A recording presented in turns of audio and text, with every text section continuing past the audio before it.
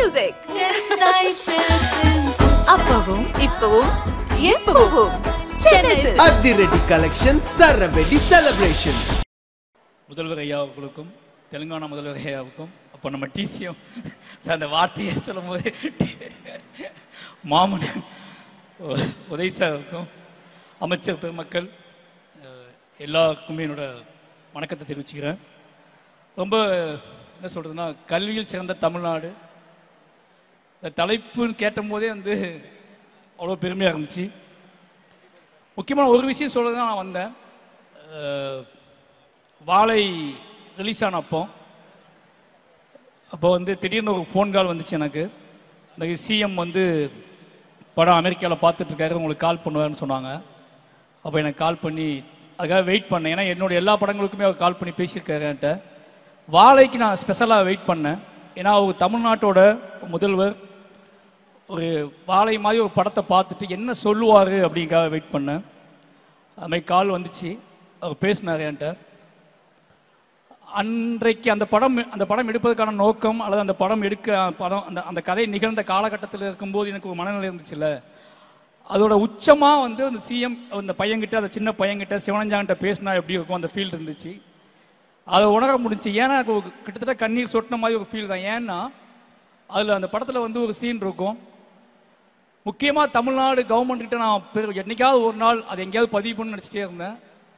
அது என்ன அப்படின்னா, அந்த காலை உணவு திட்டம் அப்படிங்கிறது தான். நான் வந்து வாழை ஷூட் பண்ணும்போது அந்த பையன் வந்து பசியில் வந்து வாழைப்பழம் திருடுவான். நான் முதல்ல திருட்டு பழக்கத்தை கற்றுக்கிட்டது பசியில் தான் கற்றுக்கிட்டேன். நான் திருட ஆரம்பித்தது வாழைப்பழத்தை தான் முதல்ல திருடினேன். அது இப்போ என்னோடய ஸ்கூலுக்கும் என் வீட்டுக்கும் 4 கிலோமீட்டர் இருக்கும். டெய்லி 4 கிலோமீட்டர் நடந்து போவேன், 4 கிலோமீட்டர் நடந்து வருவேன். அன்னைக்கு வீட்டில் அம்மா அப்பாக்கெல்லாம் சமைக்க அம்மா அப்பாவே இருக்க மாட்டாங்க. ஏன்னா காலையில் நான் எந்திக்கும் போதே அவன் போயிடுவோம், வேலைக்கு போயிடுவாங்க. பசியோடு தான் ஸ்கூலுக்கு போவோம், திருப்பி பசியோடு தான் வீட்டுக்கு வருவோம். இதுக்கு இடையில நாங்கள் கற்றுக்கிட்டது தான் இந்த வாழை தோட்டத்துக்குள்ளே புகுந்து இந்த வாழை மரங்களில் பழங்களை பிச்சு சாப்பிட்றது தான் எங்களோட டெய்லி உணவாகவே இருக்கும். காலையிலேயே அதான் சாப்பிடுவோம். ஈவினிங் ஸ்கூல் முடிச்சு 4 கிலோமீட்டர் நடக்கணும். அந்த 4 கிலோமீட்டரில் எப்படியாவது பசங்க எல்லாரும் உள்ள வாழை தோட்டத்துக்குள்ளே புகுந்து யாருக்கு எவ்வளோ சாத்தியப்படுமோ அந்த வாழைப்பழங்களை சாப்பிடுவோம். பசிங்கிறது ஒரு பெரிய போராட்டமாகவே இருக்கும். பசியால் படிப்பை நிப்பாட்டினவங்க நிறைய பேர், என் கூட படித்த நிறைய பேர் படிப்பை நிப்பாட்டினவங்க நிறைய பேர். பசி என்னன்னா, அன்னைக்கு ரொம்ப தூரமாக இருக்கும் பள்ளிக்கூடம், அவ்வளோ தூரத்துக்கு போயிட்டு திரும்பி வர முடியாது. அதுக்கப்புறம் அந்த காலை உணவு திட்டம் வந்ததுக்கப்புறம் நிறைய பேர் ஃபோன் பண்ணி நிறைய அந்த செய்தி வந்த அன்னைக்கு நான் அடைந்த அளவுக்கு மகிழ்ச்சியே கிடையாது. ஏன்னா அதை நினச்சி பார்க்கும்போது அவ்வளோ இது விஷயமா இருந்துச்சு எனக்கு. அந்த ஒரு திட்டத்துக்காக எவ்வளோ நன்றி சொன்னாலும் என்னால் அன்னைக்கு அதை எப்படி படிப்பு தொடர முடியாமல் போன அத்தனை பேத்துக்குமே அன்றைக்கி ஒரு பெரிய அழுகையாக இருந்திருக்கும். அதுக்காக ரொம்ப நன்றி ஐயா. அதுக்கு பிறகு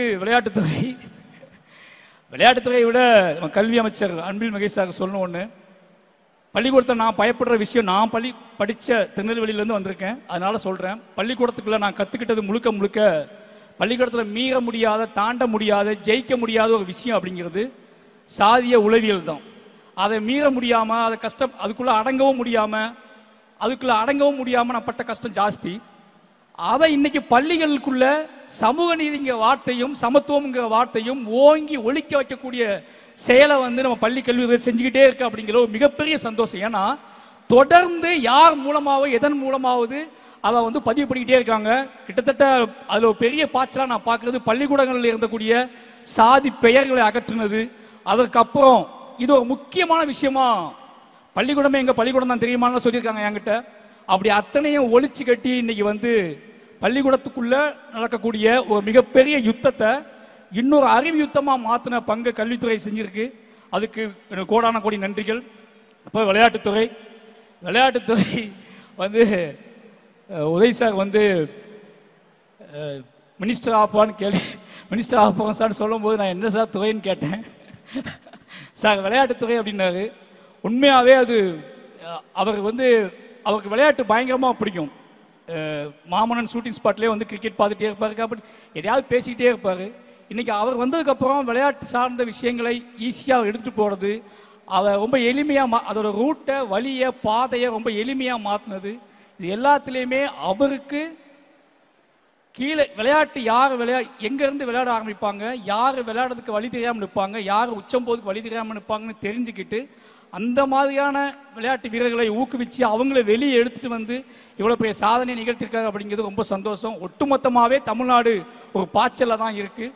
ஒட்டுமொத்தமாகவே எல்லா துறையிலையும் அதைவிட முக்கியமான விஷயம் சமூக நீதி அப்படிங்கிற விஷயத்தில் அது கல்விக்குள்ளே கொண்டு வந்தது, விளையாட்டுத்துறையிலையும் கொண்டு வந்தது மிகப்பெரிய பாய்ச்சலாக பார்க்குறேன். எல்லாத்துக்கும் ஒட்டுமொத்தமாக என் சார்பாகவும் என் குடும்பத்தின் சார்பாகவும் என்னோட மாவட்டத்தின் சார்பாகவும் அத்தனைக்கும் நன்றி தெரிவிச்சுக்கிறேன். நன்றி. மியூசிக் அப்பவும் இப்பவும் எப்பவும் சென்னை அதிரடி கலெக்ஷன் சரவெடி செலிப்ரேஷன்.